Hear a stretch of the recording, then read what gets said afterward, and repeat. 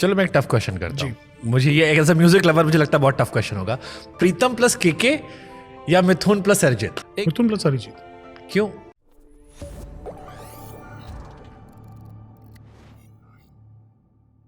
चलो मैं एक टफ क्वेश्चन करता हूँ। मुझे ये एज अ म्यूजिक लवर मुझे लगता है बहुत टफ क्वेश्चन होगा। प्रीतम प्लस केके या मिथुन प्लस अरिजीत?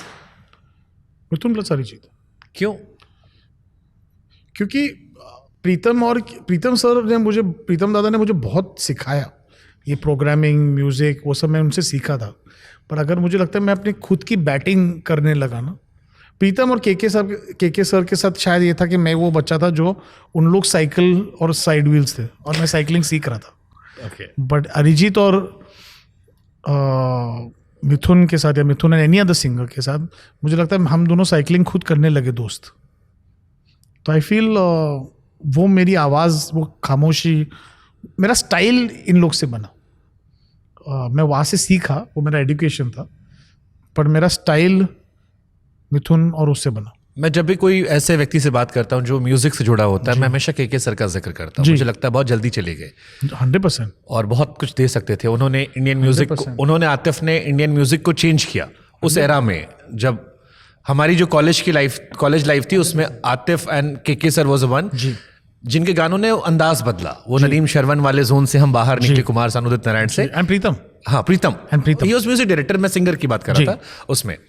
केके को आप कैसे रेट करते हो एंड हाउ यू सी? और started my career with KK and उनसे अगर वो सीखना था तो केके सर से ही सीखना था सिंगिंग का। द परफेक्ट ब्लेंड, जो रॉक मॉडर्न बट फिर भी लहजा, ऑल्सो शब्द का प्रोनाउंसिएशन, वो जिस छन जैसे कहते हो, कैसे गानों के शब्द गिरने चाहिए लिरिक्स पे, किस पे इम्पोर्टेंस करना चाहिए, किस पे आहट आनी चाहिए, किस पे वो सब सिखाया नहीं जा सकता। आई थिंक नए सिंगर्स को, मुझे लगता है आजकल के नए सिंगर्स वो लिरिक्स भी डीप लिख देते हैं, वो हाफ ऑफ देम बोल रहे you meaning what you singing, तो उन लोग वो कर नहीं पाते। एंड आई थिंक तो my starting off the career was always with KK and but for me KK, Pritam, वो सब, और मुझे Imran Hashmi, that was the foundation. जब हम खुद अपना art, like with Imran Hashmi, I can't tell him I created Imran Hashmi, I was discovering, मैं खुद का टैलेंट डिस्कवर कर रहा था वो टाइम पे। आप सब एक साथ डिस्कवर खुद डिस्कवर। तो I think we learn from KK sir and Pritam and everything. But फिर हम जब खुद की रिस्पॉन्सिबिलिटी लेनी शुरू की, तब मिथुन आया and Arijit and all that started कि अरिजीत को मैंने सिलेक्ट किया कि ये आवाज़ अच्छी है, then it became this way, then you learned it। but हम लोग अगर केके सर और प्रीतम से सीखते नहीं थे तो कभी आता ही नहीं था। तो अगर केके के कुछ गाने हैं जो आप सुनते हो आज भी, कौन कौन से सुनते हो? मेरे गाने ज़रा सा, मेरा all time favourite Sanjay Bhansali साहब का एक गाना है तड़प तड़प, वो गाना मैं कितनी भी बार सुन सकता हूँ और आंखों में आंसू आ जाते हैं। There's one song, मैंने दिल से कहा ढूंढ लाना खुशी, ना समझ लाया दर्द फिर भी दर्द, तो ये ना समझ लाया गम, तो ये गम ही सही। yeah, even आवारापन, बंजारापन and all those, that depth and that feeling, but at the same time he can go the mixture of वो सर, वो तो कोई तोड़ नहीं उनका। yeah totally, वो तो आई थिंक वो आप प्ले कर दो कहीं पर भी, कोई भी गाना। totally। एक गाना आपने जन्नत में भी दिया था कोई, आवारापन का। आपने आपका रिसर्च बहुत अच्छी तरह किया है। नहीं, वो फिट नहीं हो रहा था। मैंने आपको मिथुन को मैंने घोर के पी रखा है। जरा सा वो गाना, जरा सा और एक लंबी जुदाई एक बैंक में था, वो दो गाने। क्या बात कर रहा? वो दो गाने एक्चुअली मैंने दिया नहीं, मेरे कंपोजिशन थोड़ी है, मेरे पास पड़ा हुआ था। जैसे वो प्रीतम सर ने बनाया था, पर वो आवारापन में फिट नहीं हो रहा था, तो मैंने कहा था कि वो कुणाल देशमुख को बोला था ये गाना बहुत अच्छा है। उन्होंने काम किया आपके साथ, बट आई एम श्योर आपने इसको तो रिग्रेट किया होगा कि यार ये गाना मेरी फिल्म में बनता था। नहीं सर, मैंने कभी ऐसा रिग्रेट नहीं किया। मैंने ऐसे काफ़ी लोगों को ऐसे गाने दिए, मुझे कभी वो इशू नहीं है कि वो, क्योंकि मुझे लगता है कि आप जो आदमी होल्ड करता है ना, वो क्रिएट नहीं करेगा। बट जरा सा बहुत बड़ा गाना है सर, मतलब। तो उसके बाद मैंने तुम ही हो भी बना लिया ना सर। उसके बाद मैंने नेक्स्ट फिल्म में भी मैंने सोनियो बनाया। ट्रू, हाँ, राजू सर के साथ। हाँ, अगेन न्यू कमर माही बनाया, वो भी बनाया। हाँ, सोनी तो सोनू निगम सर ने गाया था शायद। जी करेक्ट। हाँ। बट तो मैंने इफ यू कीप होल्डिंग ना, you will not create more, क्योंकि आपको लगता है आपका बैंक हमेशा भरा हुआ है। जो आदमी जिसके पैसे कम पड़ रहे फिर जाके कमा कर आता है ना, तो I think you should keep working. I think you can't और उससे क्या होता है ना, आप कॉन्स्टेंटली रेलिवेंट भी रहते हो. आपने अरिजीत को कैसे मिला? क्योंकि मैंने एक वीडियो देखा कि जीत दादा से भी मिला, मैंने उनसे अलग बात की, मिथुन अलग बात की, हर कोई अरिजीत को जानता था.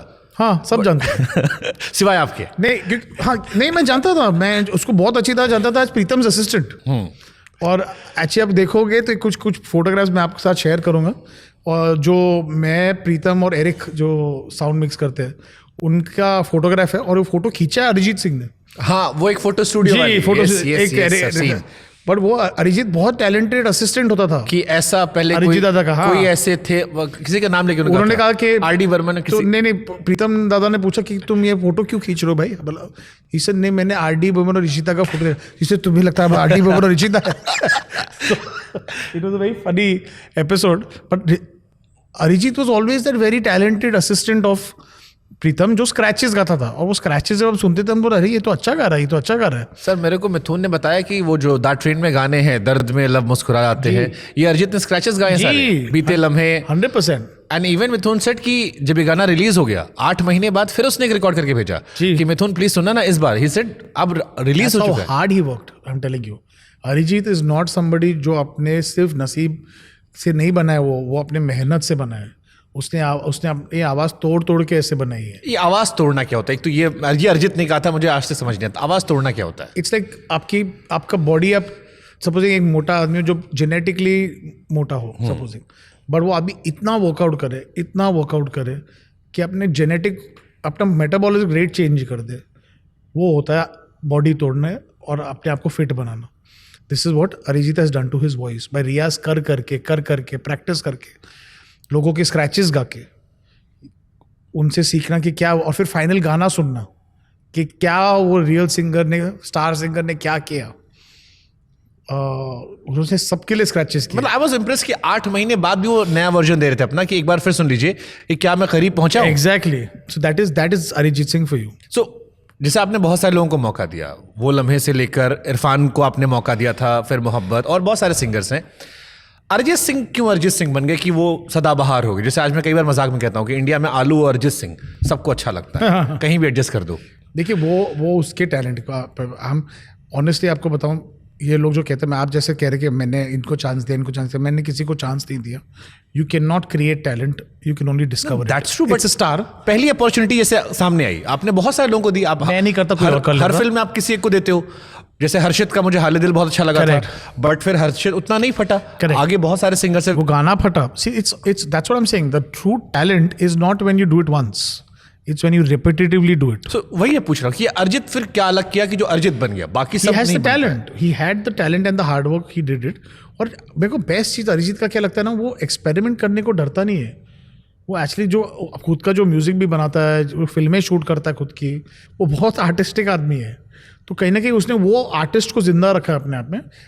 अक्सर क्या होता है ना, सक्सेस के बाद सर आप वही चीज़ रिपीट करते रहते हो और आउटकम वो नहीं आता सेम. वो रेपिटेशन वही सेम रिपीट करते रहो ना, वो आउटकम सेम नहीं आएगा. या कई बार क्रुक जैसा ब्लंडर कर लेते हो.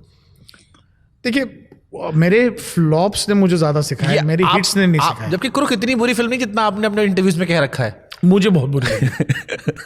क्रुक के गाने अच्छे हैं. अभी मैं इंग्लैंड गया था, तो जितने लोग वहां थे सबने मुझसे कहा कि मेरे बिना प्ले करो, और मेरे बिना हम एक्चुअली अभी भी वाइब लेते हैं जी. बहुत अच्छे गाने उसके. मतलब गाना मेरे बिना तो इज लाइक कल्ट सॉन्ग. देखिए, उस वक्त नहीं चला था और मैं उस टाइम थोड़ा हिल गया था कि मुझे लगा था ये गाना तो अच्छा है यार. मेरे बिना बहुत अच्छा सॉन्ग है sir. But that's what it taught me कि I should not fall down and think कि मेरा सेंस चला गया है. मेरे बिना इज अ गुड सॉन्ग. हाँ, जो मैं लोगों को प्लीज करने के लिए सडनली एक पंजाबी ट्रैक डाल दो, एक डांस ट्रैक डाल दो, ऐसे टाइप के ट्रैक्स डाल दो क्योंकि आजकल ये चल रहा है, मैं वो हुई नहीं, वो पर्सनालिटी हुई नहीं. वो मोहित सूरी वाली फिल्म नहीं थी. एग्जैक्टली. तो बट क्योंकि क्या हो गया था कि इसके पहले जो फिल्म अगर चल गई तो लोग बोलते अगर तुम अपने लाइफ में थोड़ी कॉमेडी डाल दो, थोड़ा सा नॉर्थ इंडियन टच डाल दो, तो आप ज़्यादा कमर्शियल हो जाओगे. क्या होता है जब आपके पास फेलियर होता है ना, तो कोई आपको सिखाता नहीं है, आपको खुद सोचना पड़ता है. जब सक्सेस आ जाता है तो आप सबकी सुनने लगते हो, सब आ जाता है आपको सिखाने कि आपको और बेटर कैसे कर सकते हो.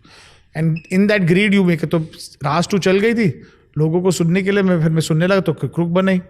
पर फिर क्रुक के गिरने से मुझे ये पता लगा कि I have to go back to my core, rediscover my roots, and I made Murder 2.